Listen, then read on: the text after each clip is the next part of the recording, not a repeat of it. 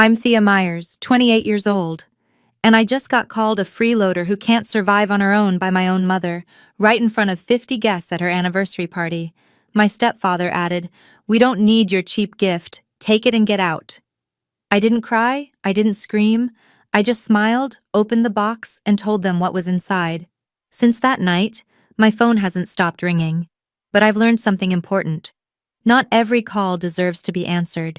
Before I tell you the whole story, if you think it's worth hearing, please take a moment to like and subscribe, but only if you genuinely want to. And if you don't mind, drop a comment telling me where you're watching from and what time it is there. To understand why I stood there with that box, I need to take you back 12 years, to the day everything fell apart. I was 16 when I got the call that changed everything. My father, David Myers, was a construction engineer, not wealthy by any means, but the kind of man who'd work overtime just to take his family on a weekend trip to the beach. The kind of man who remembered every school play, every parent-teacher conference, every small moment that most dads forget. That Tuesday morning, he kissed my forehead before leaving for a business trip upstate. "When I get back, we'll go visit that college campus you've been eyeing," he said. "Start thinking about your future, sweetheart." He never came back. A truck driver fell asleep at the wheel. They told us it was instant, that he didn't suffer. As if that was supposed to make it easier. At the funeral, I watched my mother, Linda, accept condolences with practiced grace. I thought we'd grieve together. I thought wrong. Within 2 weeks, she'd packed all of Dad's belongings into cardboard boxes, his books, his tools, even the watch his father had given him. She didn't ask if I wanted to keep anything. Not a single thing. I found out why when I overheard her on the phone one evening, her voice low but unmistakably excited. "The insurance money came through," she said. "I can finally start over." Start over. Like the last 16 years had been a rough draft, she was ready to crumble and throw away. What I didn't know then, what took me years to piece together, was that my mother had already met someone else. A man named Richard Thornton. And from what I later learned, their relationship had begun at least 6 months before my father's accident. My father wasn't even cold in the ground, and my mother was already planning her escape. 18 months after Dad's funeral, I found myself standing in an unfamiliar house in suburban New Jersey, carrying a single suitcase into the smallest room, a converted storage closet with one tiny window. My mother had married Richard Thornton in a courthouse ceremony I wasn't invited to attend. "It was just a formality," she explained afterward. "Nothing worth making a fuss over." The house was Richard's, a 4-bedroom colonial with a manicured lawn and a 2-car garage. His son Derek, 20 at the time, got the master guest room with an ensuite bathroom. I got the closet. Derek drove a brand new BMW, a graduation gift from his father. He was headed to a prestigious university in California, all expenses paid. Meanwhile, I had to transfer to a new high school in my junior year, leaving behind every friend I'd ever made. When college applications came around, I worked up the courage to ask my mother about tuition.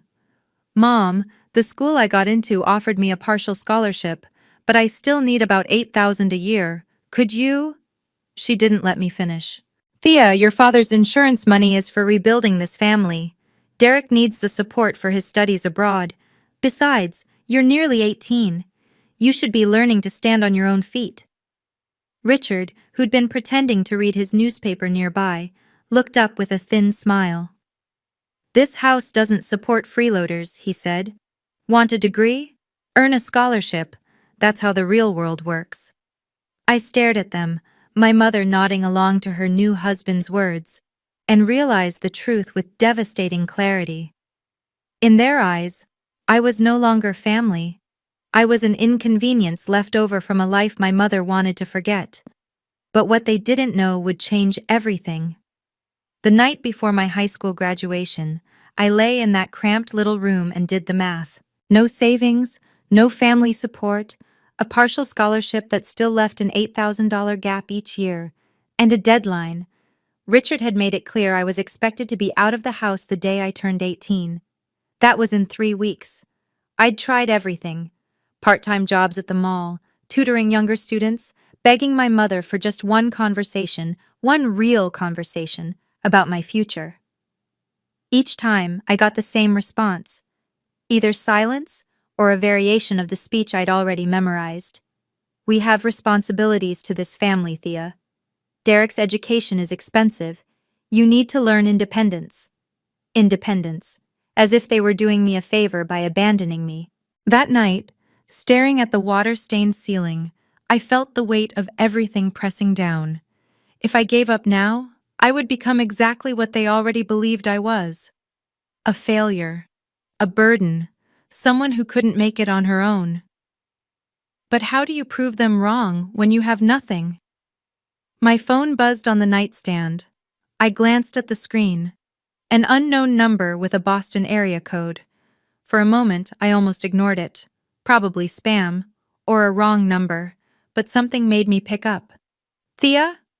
A woman's voice, warm and cautious at the same time. This is Patricia, your Aunt Patty, David's sister. My heart stopped. Aunt Patricia. I hadn't heard from her since the funeral. Mom had cut off all contact with Dad's side of the family almost immediately after remarrying. I know your mother doesn't want us talking, Patricia continued, but there's something important I need to tell you. Something your father left for you. That weekend, I told my mother I was staying at a classmate's house for a study session. Instead, I took a 6-hour bus ride to Boston. Aunt Patricia met me at the station. She looked so much like Dad, the same kind eyes, the same gentle way of tilting her head when she listened. The resemblance hit me so hard I almost cried right there on the platform. Thank you for coming, she said, pulling me into a hug. I know this wasn't easy. Her apartment was small but warm. Photographs of Dad as a young man covered one wall, images I'd never seen before, memories my mother had erased from our home. We sat at her kitchen table, and Patricia placed her hands over mine.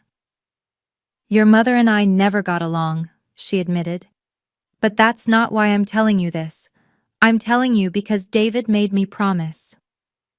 She explained how, after marrying Linda, my father had quietly begun to worry. Not about love. He loved my mother despite everything. But about what would happen to me if something went wrong. Your dad didn't trust Linda with money, Patricia said carefully. He saw how she spent, how she prioritized. He was afraid that if anything happened to him, you'd be left with nothing. So he planned ahead. I blinked. Planned ahead how? Patricia stood and walked to a closet in the hallway. When she returned, she was carrying a small wooden box with brass hinges. Your father gave this to me 5 years ago, she said. He made me promise to keep it safe, and to give it to you only when you truly needed it. She placed the box on the table between us. I think, sweetheart, that time is now. My hands trembled as I opened the wooden box. Inside, resting on faded velvet, was a savings account passbook. The name printed on the front was mine, Thea Marie Myers. Your father opened this when you were 3 years old, Patricia explained. Every month, no matter how tight things got, he put something in. $20, $50, sometimes more if he got overtime. I opened the passbook to the last entry, $47,000. The room blurred. I couldn't breathe. He never told your mother, Patricia continued. He was afraid she'd find a reason to spend it, so he kept it in your name, separate from their joint accounts, and gave me the paperwork for safekeeping. Beneath the passbook was an envelope, yellowed with age.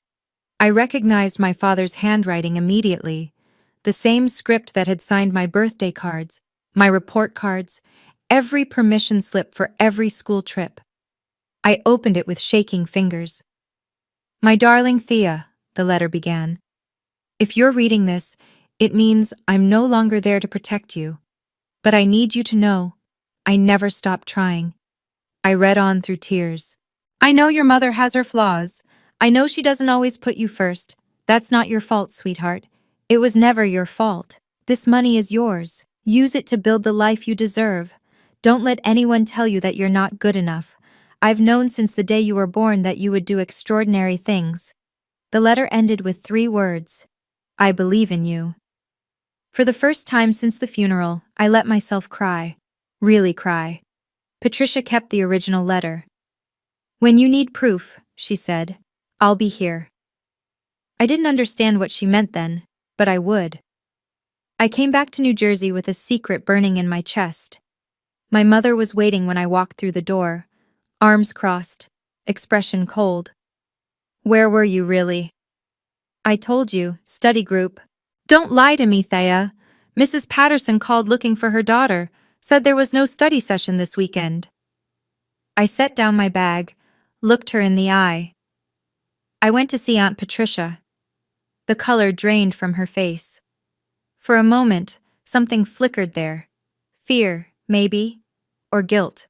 Then it hardened into anger. I told you we don't speak to that side of the family anymore. You told me. You didn't ask me. This is my house, my rules. Actually, I said quietly, it's Richard's house. The silence stretched between us, like a wire about to snap. Richard appeared in the doorway, drawn by our voices. What's going on here? She went to Boston, my mother said, to see David's sister. Richard's lip curled. The one who couldn't keep her opinions to herself at the wedding she wasn't invited to? He stepped closer. Listen here. You're living under my roof. You follow my rules. And my rule is, we don't associate with people who disrespect this family. They are my family, I said. My father's family. Your father's dead. The words hit like a slap. My mother said nothing, did nothing. Richard smiled. After graduation, you're out. No negotiations. No second chances. Start figuring out where you're going to go. I held his gaze. Didn't flinch. Don't worry, I said. I already have. I walked past them both to my tiny room and closed the door. 3 weeks. That's all I had to endure. And then I'd be free. Graduation day arrived with perfect June sunshine and an empty seat where my family should have been. I walked across the stage alone, accepted my diploma alone, smiled for the photographer who asked if anyone wanted to take pictures with me, then shook my head and kept walking. My mother and Richard had other priorities. Derek needed a new car for his first year in California, something sporty, something that would make the right impression. They'd spent the morning at the dealership. I spent the morning packing. 2 suitcases, that's all I owned. Everything I'd accumulated in 18 years fit into 2 rolling bags with room to spare. Before I left, I took one last look around the storage room that had been my bedroom. The water-stained ceiling. The tiny window that never let in enough light. The bare walls I'd never been allowed to decorate. I placed a note on the kitchen counter. Thank you for teaching me exactly who I can depend on. Then I called a cab, rode to the bus station, and bought a one-way ticket to New York City. Aunt Patricia had already arranged a small studio apartment near the campus where I'd be starting in the fall. Rent was affordable, the neighborhood was safe, and for the first time in 2 years, I had a door I could lock without asking permission. I sat on the bare mattress that first night, watching the city lights flicker through the window, feeling something I hadn't felt in so long I almost didn't recognize it. Freedom. Terrifying, exhilarating freedom. I didn't know then that I wouldn't speak to my mother for nearly a decade. I didn't know that the next time I saw her, I'd be holding a gift worth more than anything she'd ever given me. All I knew was that I had survived. And now, I would build. 10 years is a long time to stay silent. Freshman year. I waitressed at a coffee shop near campus, working 30 hours a week between classes. Some nights I survived on free day-old pastries and black coffee. I slept 5 hours if I was lucky. I never missed a single assignment. Sophomore year. I landed an internship at a small interior design firm downtown. The pay was nothing, barely enough for subway fare. But I learned more in 6 months than most people learn in 6 years. My boss noticed my eye for detail. She started giving me real projects. Junior year. Word spread. Clients began requesting me specifically. I started freelancing on the side, turning tiny apartments into spaces people actually wanted to live in. My portfolio grew, so did my savings. Senior year. I graduated summa cum laude. 3 firms offered me positions. I took the one that promised the most room to grow. At 25, I was promoted to lead designer at a prestigious Manhattan firm. My projects were featured in industry magazines. Clients with 7-figure budgets asked for me by name. At 27, I opened my own studio, Thea Myers Interiors. A small team, a growing reputation, and a client list that included some of the most influential addresses in the city. Through all of it, I kept my success private. No social media, no public interviews, no chance for certain people to find out what I'd become. Aunt Patricia was the only one who knew everything. She'd become my family in every way that mattered. And then there was Marcus. I met him at an architecture networking event when I was 26. He was kind, patient. He never pushed me to confront my past before I was ready. My mother never called, not once in 10 years. I was about to find out why. The invitation arrived on a Thursday in late September. I almost threw it away, thinking it was junk mail, one of those glossy charity gala requests that found their way to anyone with a Manhattan zip code. But the return address made me stop. Thornton Residence, Cedar Grove, New Jersey. Inside was a thick cream-colored card, embossed with silver lettering. You are cordially invited to celebrate the 15th wedding anniversary of Linda and Richard Thornton. 15 years. My mother had been married to that man for 15 years, and this was the first time she'd reached out. I called Aunt Patricia that evening. I got something strange in the mail today. When I told her, she went quiet for a long moment. I've heard things, Patricia said carefully. Through old friends from the neighborhood, Richard's business hasn't been doing well. Something about a failed expansion. They've had to make cuts. So they're struggling? Enough that people have noticed. Your mother's been less generous with her charity appearances lately. The country club membership is apparently in question. I stared at the invitation on my kitchen counter. You think that's why they want me there? I think your mother has never done anything without a reason. She was right. Linda Myers, Linda Thornton now, operated on calculation. If she was extending an olive branch after a decade of silence, it wasn't because she missed me. It was because she wanted something. What are you going to do? Patricia asked. I picked up the invitation again, ran my thumb over the embossed lettering. I'm going to go. Are you sure? Not for her. For me. I need to close this chapter. Patricia paused. If you need backup, I still have your father's letter. I hadn't forgotten. I never would. The weeks leading up to the party, I found myself doing something I hadn't expected. I bought a gift. Marcus watched me wrap it at our dining table, a sleek box covered in navy blue silk paper, finished with a silver ribbon. His expression shifted between confusion and concern. You're really bringing them something? I know how it looks. Help me understand then. These people treated you like garbage. They threw you out. 10 years of nothing, and now you're buying them a present? I smoothed the ribbon carefully, aligning the bow. It's not about them. It's about who I want to be. Inside the box was a single key on a velvet cushion. Beneath it, a property deed. A 2-bedroom apartment in a quiet neighborhood in Manhattan. Not flashy, but solid. Safe. The kind of place where someone could start over. $450,000. Money I'd earned myself, dollar by dollar, late night by late night. I wanted to give her a chance, I explained. A real one. If she's changed, if there's any part of her that regrets what happened, this could be a new beginning. Marcus took my hand. And if she hasn't changed? Then at least I'll know I tried. He didn't argue. That was one of the things I loved about him. The night before the party, I slipped something into my clutch, A copy of my father's letter, along with documents showing the savings account history, proof that everything I had, I'd built on the foundation he gave me. Not stolen, not borrowed, mine.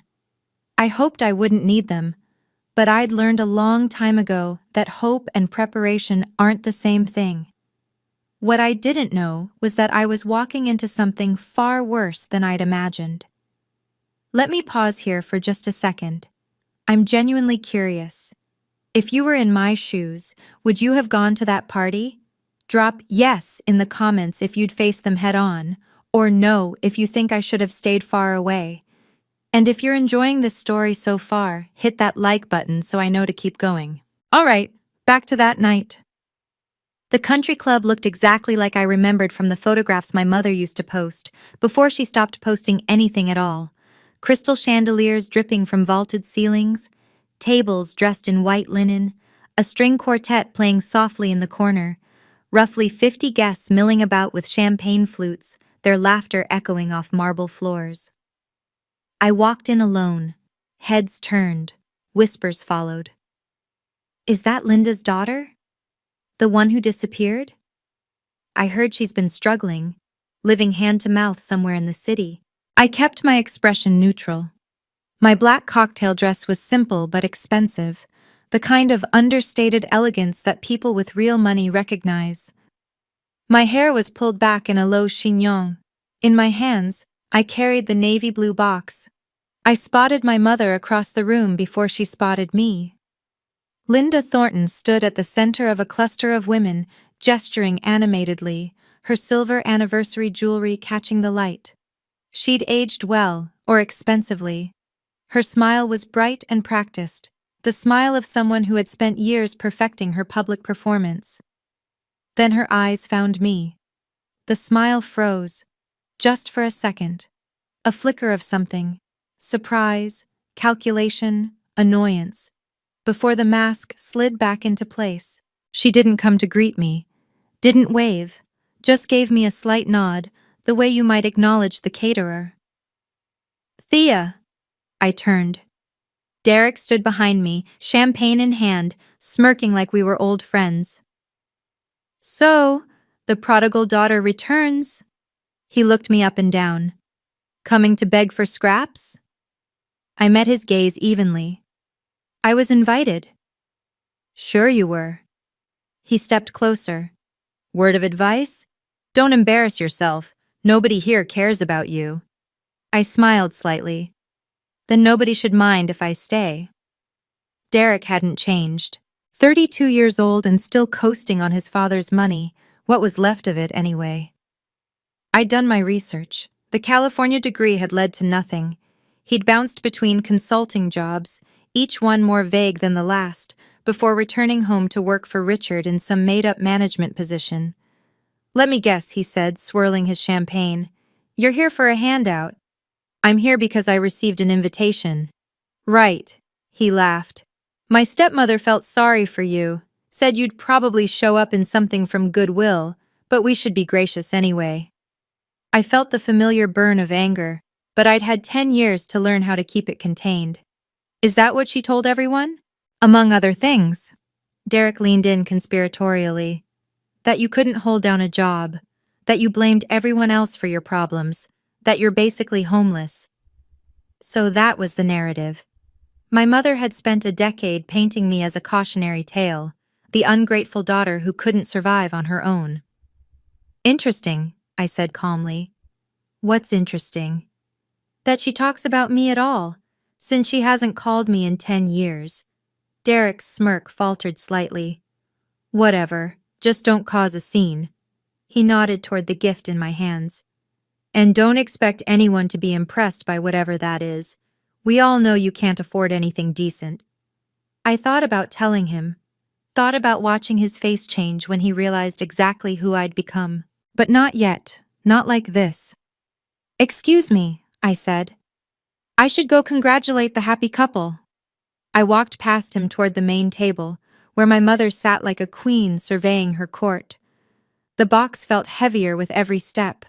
The table fell silent as I approached. Richard sat at my mother's right nursing a whiskey. His face had grown harder over the years, deeper lines, a permanent furrow between his brows. The look he gave me was the same one he'd worn the day he told me to get out. I stopped in front of them and placed the box on the table.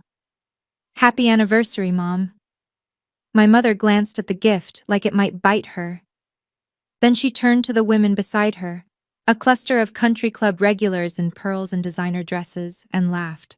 "Oh, look, my daughter decided to show up after all." The women exchanged glances, polite smiles that didn't reach their eyes. "That's a lovely box," one of them offered. My mother didn't touch it. "I'm sure it's very thoughtful." She emphasized the word like it was a joke. Thea was never very good with gifts, or money, or planning ahead, really. Richard snorted. "Remember the Christmas she gave us those homemade picture frames?" Laughter rippled through the table. "What's in it?" another woman asked. My mother shrugged elaborately, pushing the box aside.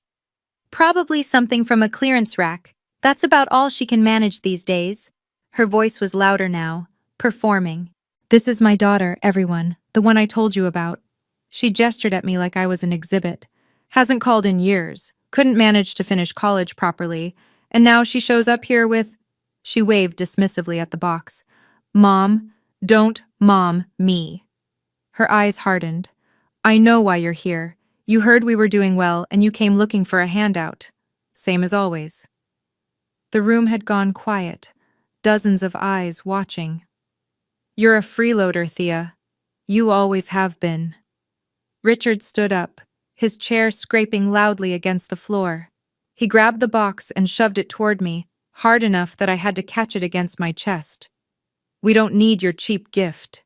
His voice carried across the room. "Take it and get out." And my mother nodded approvingly. "He's right, you're embarrassing yourself." The silence was absolute. Even the string quartet had stopped playing. 50 pairs of eyes burned into me, some pitying, some curious, some simply entertained by the spectacle. I could feel my heartbeat in my temples, the weight of every judgment, every assumption, every lie my mother had told about me pressing down. An older woman near the back shook her head slightly. A waiter froze mid-step, champagne bottle in hand. Someone whispered something that sounded like "poor thing." For a moment, I saw my 16-year-old self standing in that hallway, being told there was no money for her education. Saw my 18-year-old self carrying 2 suitcases out the door.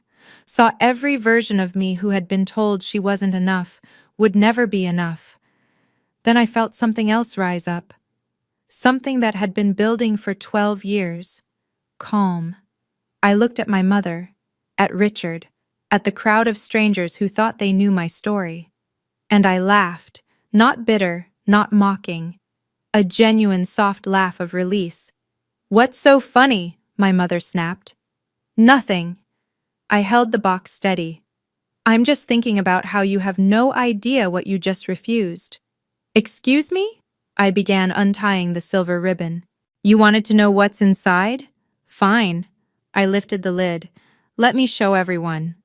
The room leaned in collectively. Even Richard's sneer flickered with uncertainty. What happened next, no one in that room would ever forget. I set the open box on the table where everyone could see. Inside, resting on a cushion of navy velvet, was a single silver key. Beneath it, folded precisely, lay a sheet of official-looking documents. I lifted the key first, letting it catch the light. "This," I said, my voice steady, "is the key to a 2-bedroom apartment in Manhattan. Upper West Side, doorman building, good schools nearby." Murmurs rippled through the crowd. I unfolded the documents, held them up. "This is the deed, fully paid, no mortgage." I paused. "Valued at approximately $450,000. My mother's mouth opened, closed, opened again. "I was going to give it to you." I looked directly at her. "A place you could go if you ever needed a fresh start. A gift from your daughter." The woman beside my mother, someone I didn't recognize, gasped audibly. Where did you get money like that?" Linda's voice had lost its performance quality. Now it was just raw. I earned it. Doing what? Running my own business. Thea Myers Interiors. We specialize in high-end residential design. I let that settle. You might have seen our work featured in Architectural Digest last spring. The whispers grew louder. A man near the bar pulled out his phone, typing rapidly. "That's impossible," Derek blurted from somewhere behind me. "You're lying. Google it." Richard's face had gone an alarming shade of red. My mother looked like she'd been slapped. "Mom, you told everyone I was struggling," I continued, "that I couldn't hold down a job, that I was practically homeless." I gestured at the box. "Does this look like I'm struggling?" No one answered. The first crack had appeared in my mother's carefully constructed story, and I wasn't finished yet. The silence stretched until an older woman stepped forward, silver-haired, elegant, with sharp eyes that missed nothing. I recognized her from the funeral photos I'd kept. Eleanor Brooks, one of my father's oldest friends. "Linda," her voice was cool and precise. "You told me your daughter was unemployed, living off the generosity of strangers, that she refused to take your calls." My mother opened her mouth, but nothing came out. "Mrs. Brooks," I nodded to her respectfully. "It's good to see you again." "Thea, dear." Eleanor's expression softened slightly. "I'm glad to see you're doing well, despite what I was led to believe." A murmur ran through the guests. More phones emerged. I could see people searching, reading, showing screens to each other. "She's really a designer," someone whispered. "There's a whole website." I turned back to my mother. "You never called me, Mom. Not once in 10 years. So where did you get your information about my life?" Silence. "You didn't," I answered for her. "You made it up. You told people whatever story made you look like the victim." I was protecting our family's reputation. By lying about your daughter?" Eleanor crossed her arms. "Linda, is this true? You've been fabricating stories about your own child?" Richard grabbed my mother's arm. "Don't answer that." "Why not?" I kept my voice even. "What else does she have to hide?" The room was watching now like spectators at a trial. I could see the shift happening, doubt spreading like cracks in ice. "While we're being honest," I continued, "let's talk about what really happened after my father died. About the insurance money. About where it actually went." My mother went pale. "Thea, don't." "Don't what? Tell the truth?" I reached into my clutch. I pulled out a folded piece of paper, yellowed at the edges, creased from years of careful handling. "This is a letter," I said, "written by my father, David Myers, before he died." Eleanor's hand went to her heart. "Your father wrote you a letter?" "He did." I unfolded it slowly. "And I think everyone here should hear part of it." My mother lunged forward. "Give me that!" Richard held her back, his own face ashen. I began to read. "My darling Thea, if you're reading this, it means I'm no longer there to protect you." My voice stayed steady despite the tremor in my chest. "I know your mother has her flaws. I know she doesn't always put you first. That's not your fault, sweetheart. It was never your fault." A woman near the front wiped her eyes. "I've put aside money for you, separate from anything your mother can access. Use it to build the life you deserve. Don't let anyone tell you you're not good enough." I lowered the letter. My father knew. I looked at my mother. He knew that if something happened to him, you wouldn't take care of me. So he made other arrangements. "David wrote that?" Eleanor's voice was barely above a whisper. "Linda, you told me he left nothing for Thea, that the insurance barely covered the funeral." My mother said nothing. "The insurance payout was over $200,000, I said quietly. "I never saw a penny of it. It went to this house, Derek's education, a new car, a country club membership." The crowd's murmuring had become a low roar. Richard pulled my mother close, whispering urgently. She looked like a woman watching her carefully built world crumble. For the first time in 12 years, she had no script.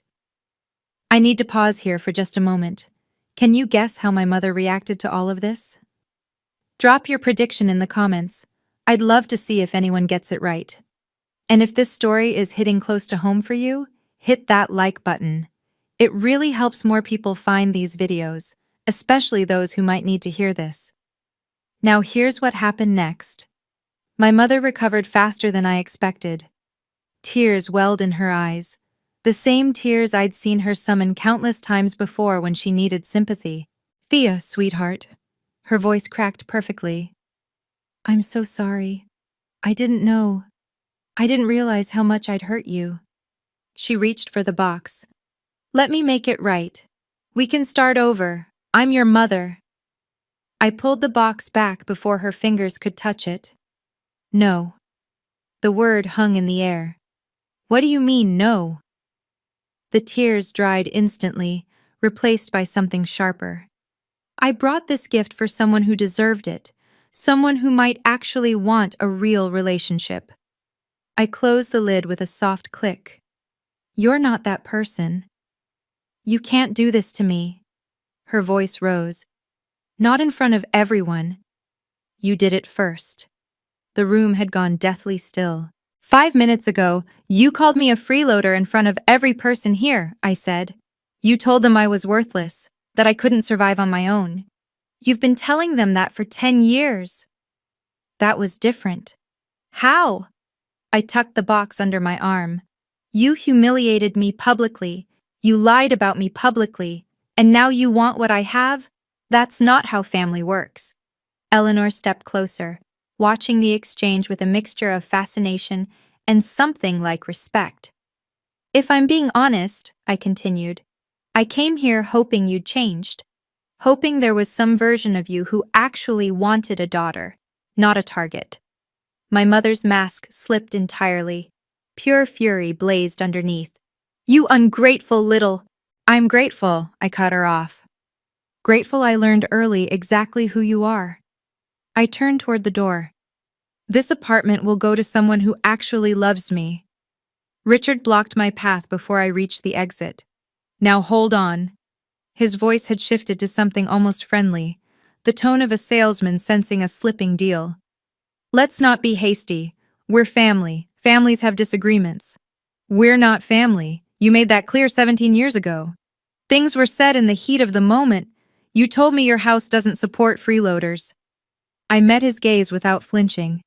"So I left and built my own. Why are you complaining now?" Derek appeared at his father's shoulder. "Look, I know we haven't always—" He trailed off, searching for words he'd never needed before. "But this is crazy. You can't just walk out with a $500,000 apartment." "I can do whatever I want with my money. It's just—" Derek laughed nervously. "Come on. We're practically siblings. We're strangers who shared a house for 2 years. And in that house, you got everything. I got a closet." Richard tried again. "What if we talked about this like adults? Maybe there's an arrangement." "I'm not interested in arrangements." I stepped past them both. My mother had risen from her chair, makeup streaking where the tears had run. Real tears now, maybe. Or just a better performance. "Thea!" Her voice cracked. "Thea, please. I made mistakes, I know that. Just give me a chance." I stopped at the door, turned one final time. "You had chances, Mom. 17 years of chances. You chose yourself every single time." I looked at the room full of witnesses, their shocked faces, their whispered conversations, their phones still clutched in manicured hands. When you're ready for a real relationship, one based on respect, not what you can get from me, you have my number. I walked out into the cool October night. The door closed behind me like a final punctuation mark. Marcus was waiting when I got home. He didn't ask questions at first, just wrapped his arms around me and held on while the adrenaline slowly drained away. "How do you feel?" I thought about it, really considered the question. "Free," he smiled. "Good answer." My phone started buzzing before I'd even taken off my coat. Then it didn't stop. 47 missed calls from my mother, 12 from Richard, 8 from Derek. Numbers I didn't recognize, Probably guests from the party who'd gotten my contact information somehow. Text messages flooded in, one after another. Thea, please call me back. We need to talk. I'm so sorry, I didn't mean any of it. You can't do this to your own mother. Call me, please. Marcus watched the screen light up again and again. You going to answer any of those? Not tonight. I silenced the phone and set it face down on the counter. Maybe not ever. We ordered takeout and ate on the couch while the city glittered outside our windows. My phone lit up periodically in my peripheral vision, a persistent pulse of desperation I no longer felt obligated to acknowledge. What happens now? Marcus asked. I don't know. I leaned into him, finally letting myself feel how exhausted I was. I gave them the truth.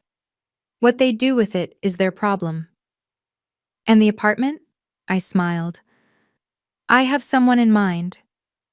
For the first time in 12 years, the weight I'd been carrying, the constant grinding awareness of being unwanted by the people who were supposed to love me most, felt lighter. Maybe it would never disappear completely.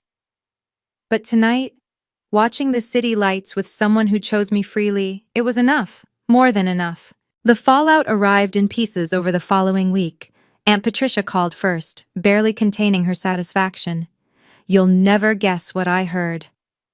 Eleanor Brooks, it turned out, had quite a large social circle.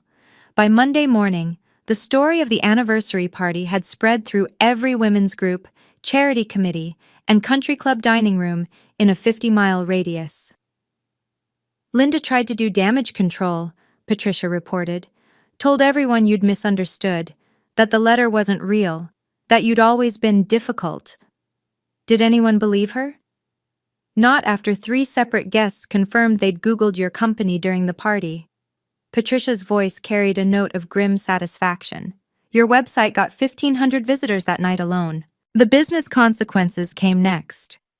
Richard, I learned, had been in the middle of negotiating a major contract with a regional supplier. The supplier's CEO was a close friend of Eleanor Brooks. After hearing what happened at the party, they'd requested additional time to review the terms. Additional time stretched into weeks. The deal eventually went through, but at significantly less favorable terms. Derek's mother, Richard's first wife, apparently caught wind of the drama from her own social network. She called Derek to express her profound disappointment in how he'd treated his stepsister and cut his monthly support check by half. None of this brought me joy. I didn't check my mother's social media for signs of suffering or count the ways karma had balanced the scales. But there was something quietly satisfying about knowing the truth was finally out there. For years, my mother had controlled the narrative. Now the narrative had corrected itself. Patricia asked if I regretted any of it. No, I said. I just wish I'd done it sooner. She laughed. Your father would be proud. I hoped so. 2 weeks after the party, I answered my mother's call, just once, for closure. Thea. Her voice was hoarse, stripped of its usual polish. Thank you for picking up. I almost didn't. A long pause. I know. I understand. I waited. I want you to know. She took a shaky breath. I've been thinking about everything you said, about the choices I made. I know I wasn't the mother you needed. This was the part where I was supposed to say it was okay, that I forgave her, that we could start fresh. I didn't. What specifically do you regret, Mom? Silence. Because from where I'm standing, it sounds like you regret getting caught. Not what you actually did. That's not... She stopped. Started again. When your father died, I was terrified. I grew up with nothing. My mother was abandoned with 3 kids and no money. I swore that would never be me. So you abandoned me instead? I didn't see it that way. I know, that's the problem. I heard her crying, real crying this time, the ugly, graceless kind. I just wanted to be safe, she whispered. I was so scared of ending up with nothing.